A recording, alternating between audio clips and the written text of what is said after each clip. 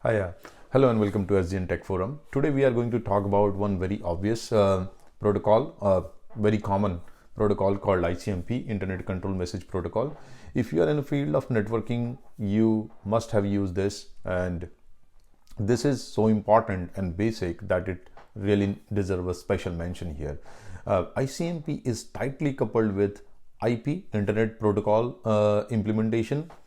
And in this video, we are going to understand more details about ICMP because most of the ICMP part which you use is a echo response and reply, which we use in like a ping. When we want to see the site reachability, you generally fire the ping packets. But we are going to discuss more on ICMP and not just the echo request and reply, but holistically as a protocol, right? So let's get started on this.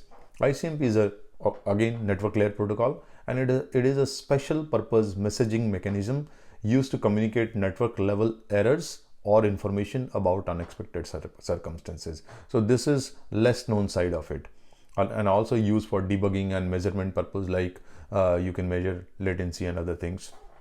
ICMP packets are encapsulated in IPv4 packet, and ICMP header follows IPv4 header and identified by IP protocol number 1 in IP header upper layer protocol section. So like TCP UDP, they have protocol number 6, 17. ICMP got protocol number 1. Things to note is there is no TCP or UDP port number associated with this. So this is not an application level protocol. This is a pure layer 3 protocol. ICMP is unique in a way. If ICMP packet encounter an error, the node which detect the error send it back to the originated packet. So basically, if a unexpected circumstance happens, and we will get more detail on that, if a IP packet encounter some unexpected circumstances, ICMP error message is generated. So you can see how IP and ICMP, they are so tightly coupled together for a proper functioning of IP, right? Sometimes we even don't notice that how important part ICMP plays in the picture. ICMP message types. So you can categorize ICMP messages in two buckets: error reporting and query response, query and response, which is your echo request and reply, famously known as a ping protocol, right? It's not a protocol, it's a method. So under error reporting, you have certain more popular error reporting types: destination unreachable, time exceeded, source quench, not used much anymore, redirection, parameter problem. And at the same time, in query response, you have echo request reply, timestamp, which you can use to measure the latency and other things, address mask request reply, and router solicitation and advertisement. This is quite important in IPv6. ICMP error message format. So now out of these two pillars, let's first focus on error reporting. So error message format, how it looks like. Every ICMP message have a type and code associated with it. Type is used to indicate the reason, right, why the error occurred, and code can give you more detail around that. So this is how the ICMP header looks like. This is a standard 8-byte header and followed by data. So this is ICMP error message format. So you can see there is a type and a code, and the 16-bit of ICMP checksum. This is just like standard IPv4 checksum. And then rest of ICMP header. This part, 4-byte of this part varies per messages. So if you are destination unreachable, time exceeded, this value actually changes. But we want to focus on the ICMP data part. So ICMP data, as you can see, it's 0 to 28 byte. It can be 0 to 28 bytes. And what goes into this? Let's understand. ICMP data comes from original IP packet. It can be 0 to 28 byte. First 20 byte is IPv4 header, because IPv4 header is 20 byte long. And the next 8 byte, which is very important, is taken from the upper layer protocol. If it is a TCP or if it is a UDP, TCP is again 20 bytes, so why not hold 20 byte? UDP is 8 bytes, so that makes sense. We'll come to know about that. The later 8 byte help receiver to deliver this to write processes. So when the error message comes back and IP actually de-encapsulate it, it finds that okay, there is an error, but who to handle it, right? So it needs so upper layer information, and that's the upper layer information comes from the last 8 bytes. UDP whole packet size is 8-bit, but from TCP we just need the first 8 byte of information. We don't need the sequence number and other things. That's why we don't go to that. We only need source port and destination port. So that's how the ICMP error gets reported. Now ICMP error is for reporting purpose only. It does not tell you what to do when the error occurs, right? Or it doesn't trigger any corrective action. Basically, it is up to the network admin to see, or basically it's up to the receiving host based on the protocol, right?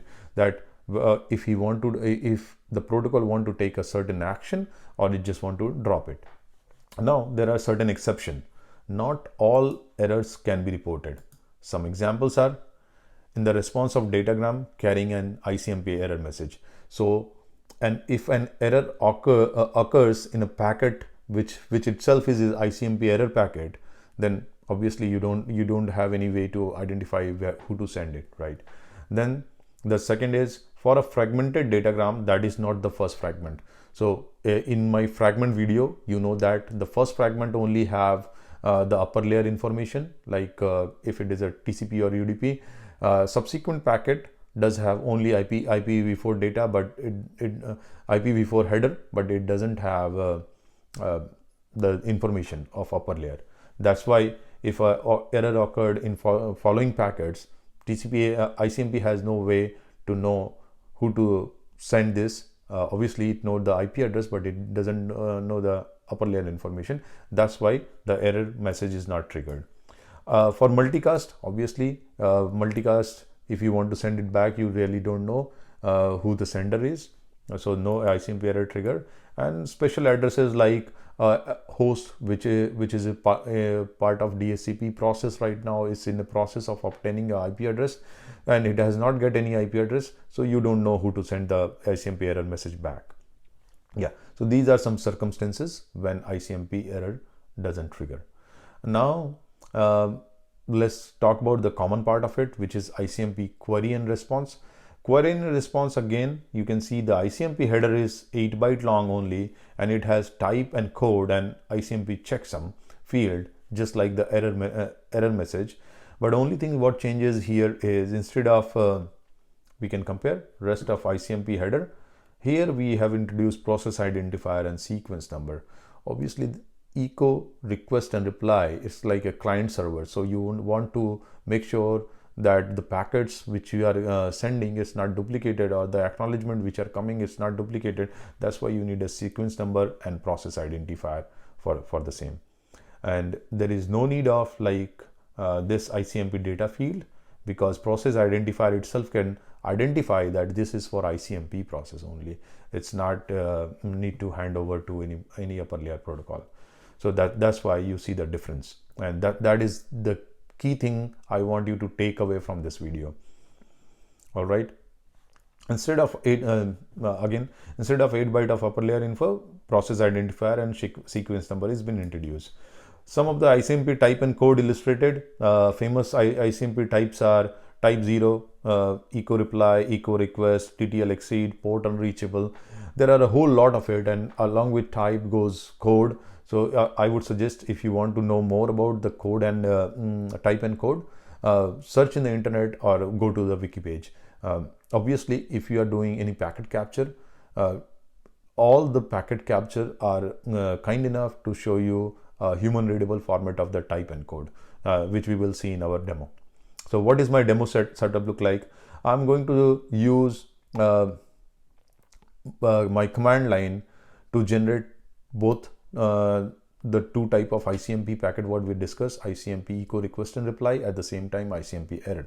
You can and the source site I'm using is 1000eyes.com, which is a newest Cisco acquisition. So we'll look for its IP address via NS lookup, and we found the IP address. Then what I'm going to do, I'm going to trace route to this site, and obviously when the trace route end, and if you are familiar with the trace route, or if you are not familiar, go watch my other video.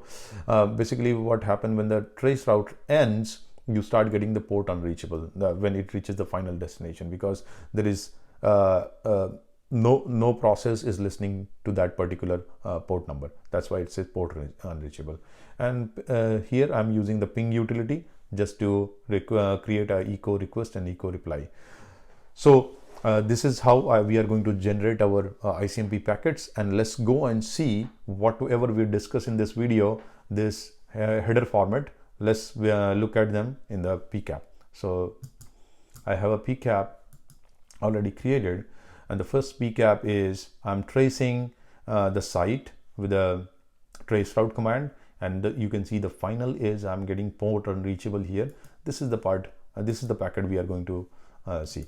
So you can read the packet from layer 2, physical layer, frame, layer 2, Ethernet, IPv4 header, which is layer 3, and then ICMP, right? So IPv4 ICMP packets are encapsulated under IPv4. So let's expand the ICMP and see what we get. So we have type, which is type 3, destination unreachable. Code number is also 3, port unreachable. So type and code, you have checksum field, looks good, status is good, and rest of the fields are unused.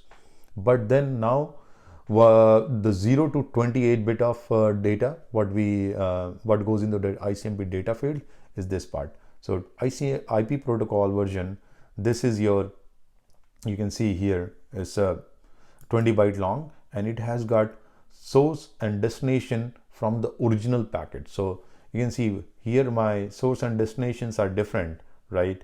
But here you can see, so they basically got changed, flipped it, right?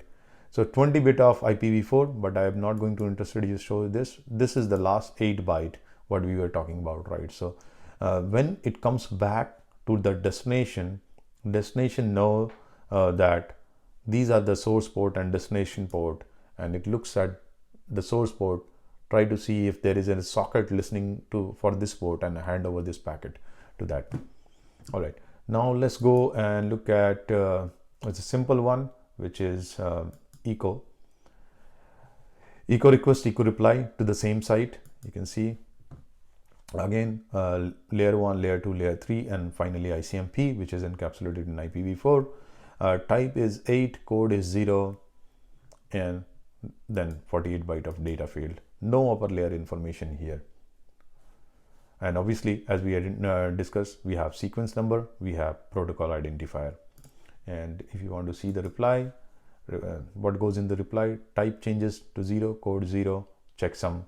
Then you have sequence number, you have sequence identifier, and finally the data, which is actually a padding here, nothing. So I hope this makes things clear for you, and you will appreciate how much ICMP is important. So thank you for watching. Have a good day.